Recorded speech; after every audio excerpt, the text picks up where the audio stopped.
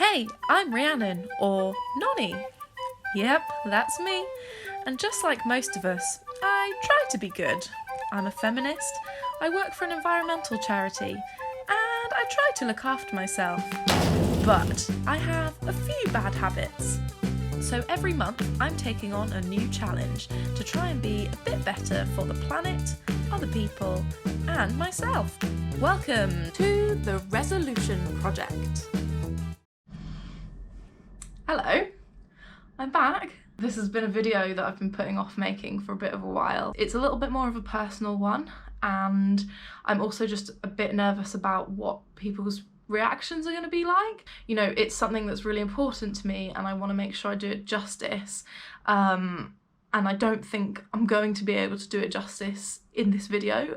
You know, this is all about my experience, but I think it's important that if you are interested in this subject to go read, watch, listen to all of the different people that talk about it much more eloquently than I do, that have done much more research than I have, and that just generally know more about it. You know, I've been coming to this point for quite a long time. It's been sort of gradual, you know, getting involved in sort of feminist things, following body positive Instagrammers, but still I kind of didn't really apply it to myself. And although I'd been kind of believing a lot of things like, you know, everybody deserves love, everybody deserves to be treated equally, that bodies, like bigger bodies, aren't bad, I still wasn't acting in that way. I was still trying to lose weight, and I think I needed to really look at my eating habits, look at my exercise habits, look at my thought patterns, and really unravel everything that I'd been taught all of my life about this. What I'm actually going to talk about in this video is what my plan is for making peace with my body in various different areas of my life. So here it is. I think a lot of people are seeing lockdown as kind of an opportunity to try and be your best self, or, you know, you kind of, in the back of your head, you know that you've got this kind of, what, 3-4 months before maybe people even see you, and maybe you could come out of this completely transformed. I was kind of joking around to people saying, oh, I'm going to come out of lockdown with a six-pack and all of this stuff, and although I was saying it as a joke, part of me sort of wanted to do it. Partly because I like challenging myself and I like testing myself, but what really was underneath that is kind of hating my body, and I just needed to start moving away from seeing my body as something to have a goal with. The first kind of lot of stuff that was going through my head when I was starting to educate myself was like, why shouldn't I be able to have what other people have? Because there is such thing as thin privilege. At the same time as thinking, why shouldn't I have all of the things that everybody else has? I got to kind of looking back at old photos of myself. I mean, as you do sometimes when you realise that you put on quite a lot of weight, or you're a lot bigger than you used to be. You look back at all the thin photos of you and you think, oh, don't I look happy then? Don't I look thin? Don't I look amazing? The funny thing is that each of those times, at various different stages when I was smaller, I always thought I was too big. I always thought I was. It's because I look back at photos now where I was quite curvy, but just not as big as I am now. And I still remember absolutely hating my body. Always. Even at my absolute thinnest, I still wanted more. And I think that's part of the problem with diet culture, is it's never enough. It's absolutely never enough. When people lose weight, they'll go, oh, I've never felt so happy as I do now. I've never fit in so many clothes. I've never had so many compliments. Yes, that's true, but that's because we live in a world where being skinny is the thing that's most desired. Of course you're going to feel happier then, because you are what society expects of you. So yeah, skinny feels fucking great, but shouldn't everybody feel fucking great? Like, shouldn't we all just feel fantastic no matter what size? food, I love food. We basically just have, we as in society, as in maybe British people, especially as in women, have a really fucked up relationship with food.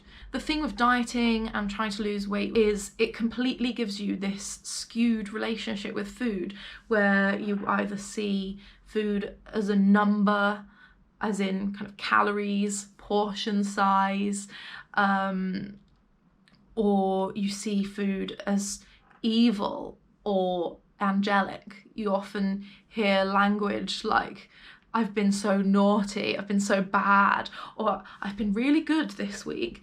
And what that actually does is create all of this guilt and shame around food. And food is the worst thing to be feeling guilty about. You need it to survive. And what I've also learned is that it's actually this kind of restriction around food and thinking, oh, I shouldn't have it, that makes you want it even more. So then you don't eat it, you don't eat it, you don't eat it, and then you binge on it. And then it continues this kind of cycle of seeing food really in a really terrible way, not actually enjoying it.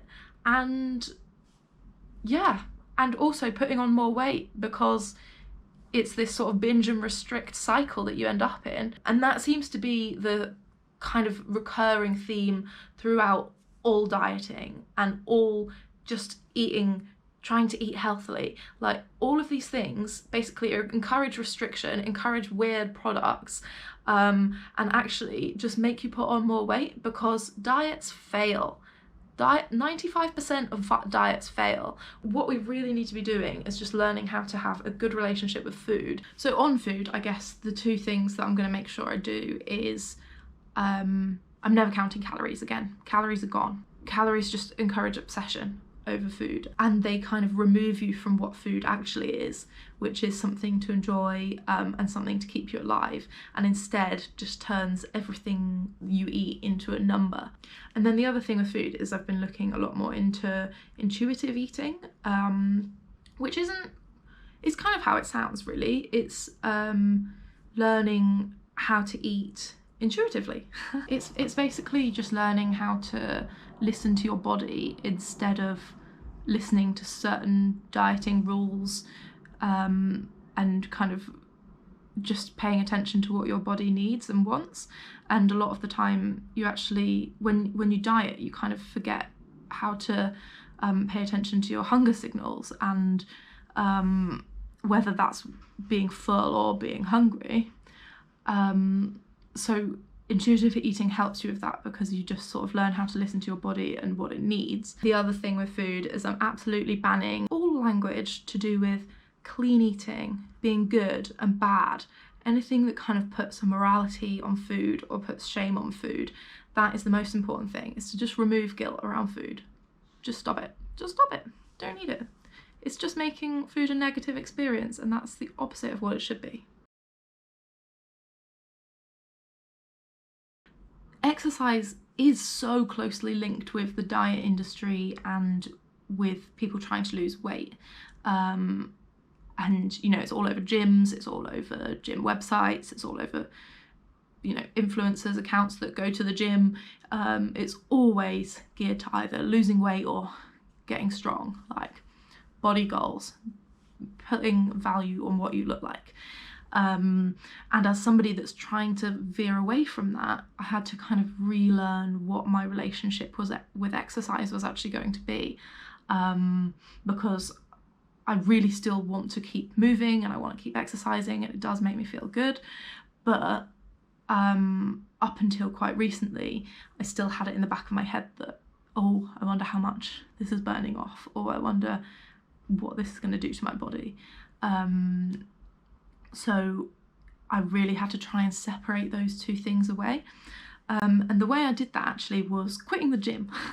So I quit the gym for about a month, just to give myself a break from it. Like, I still wanted to go, but I needed to get out of that headspace of imagining losing weight, like thinking about losing weight while doing that. So yeah, after that month, I decided, you know, I'd had a think about it. I'd read a bit more about body positivity and kind of what that means to have a relationship with exercise, and I basically just had to think about what I actually enjoy doing, what I feel is a chore and what I don't like, and what I do like and what makes me feel good.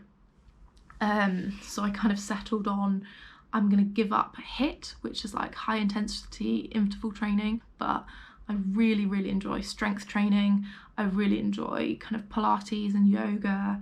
I really enjoy like dancing. So I decided that's what I'm just gonna stick to. I'm not gonna do any more HIIT because it doesn't actually make me feel good. Like you obviously get the endorphin rush, but I don't know, there's something about it that I don't personally feel is right for me. It doesn't feel like I'm doing myself a service. I feel like I'm doing it because I want to lose weight when I do it.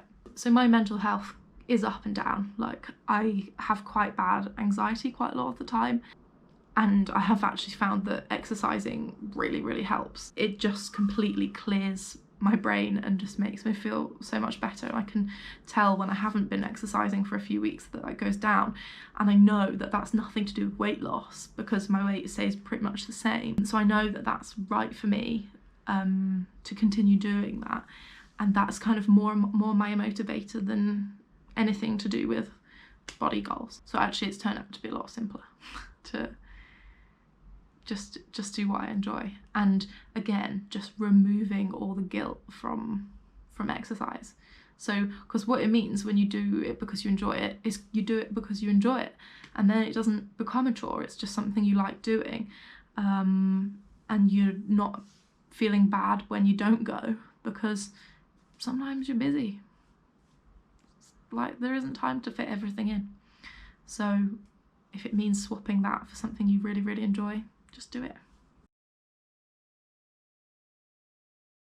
When you're a bigger person, that's kind of how I refer to myself, or when you're a fat person, there's lots of clothes that firstly don't really fit you. Kind of shopping in regular shops doesn't often work for you because most sizes are centered around smaller people, even from lots of different shops. Even if you're buying a size 16 and they stock that, they often don't fit anyway because sizes are always so different from shop to shop. So it can be difficult to find clothes that even fit you, especially when trying to shop ethically. The other difficult thing is actually just feeling like you are allowed to wear certain things. For example, I haven't worn a pair of shorts since I was skinny. I hardly ever wear jeans, so I pretty much only ever wear dresses and sometimes like jumpsuits like this, but even then that's been kind of more of a recent thing. The reason why is because often it won't fit your shape. So physically, I mean, I have a really big bum, so most things just don't fit around my bum, or if they do, they ride down, and partly because it is clothing that actually makes you look fatter, and because there's such a stigma around looking fatter, it's the kind of clothing that I'd often avoid. But you do feel like you miss out because everybody else gets to wear shorts and everybody else gets to wear jeans and look fabulous in them, and you don't really get to do that. So I decided that that was stupid, and I bought myself a pair of jeans as part of this challenge. To be honest, I've only worn them a couple of times. I took a photo of myself in them and haven't worn them. I think it's a bit nuts wearing jeans in lockdown, but maybe now that it's lifted, I should wear them. But it's also now summer, and I'm also scared of wearing the jeans because, yeah, it's just something that makes me feel really insecure. But I bought them, so that's the first step. I bought some. And I'm not ready for shorts yet. Shorts are, yeah, a little bit further off, but I've been trying to just wear things because I feel comfortable in them rather than wearing them because I think they make me look smaller. So that's been kind of part of what my challenge is to kind of make myself feel more comfortable in clothing even when I look bigger, and not have the kind of the end goal to look slimmer, which I find really difficult because you're just constantly facing this inner battle. But I have been trying. So obviously social media is just so curated. Everybody does it. Everyone makes their lives look better. There's a whole big thing with people using filters to make their faces look completely different. And you can do really clever angles to make yourself look thinner. So I actually posted a photo of myself, one that I wouldn't normally post, bit more slouched down at an angle that you can like really see my thighs. Just basically a photo that makes me look actually what my actual size is, rather than something, you know, might only show up to my shoulders, might be a flattering angle. So that was another challenge, and you know, it's a lot harder to do than it sounds. Like you get so worried about what people are going to think about you, and you really want to I suppose you just want to look like everybody else does, really. But the thing is that everyone's doing it. Everyone's curating in some way or another. I've had that problem with kind of online dating. Nobody's ever said anything to me about it, but you know, I've always wanted to be quite careful. So it's like striking the balance between looking attractive enough for somebody to want to go out with you and being honest enough so that you don't feel like somebody's disappointment. And of course it's all ridiculous, because the reason somebody should like you is because of you and all of the other amazing things about you, and people should like you for being bigger if you're bigger, but as is they don't.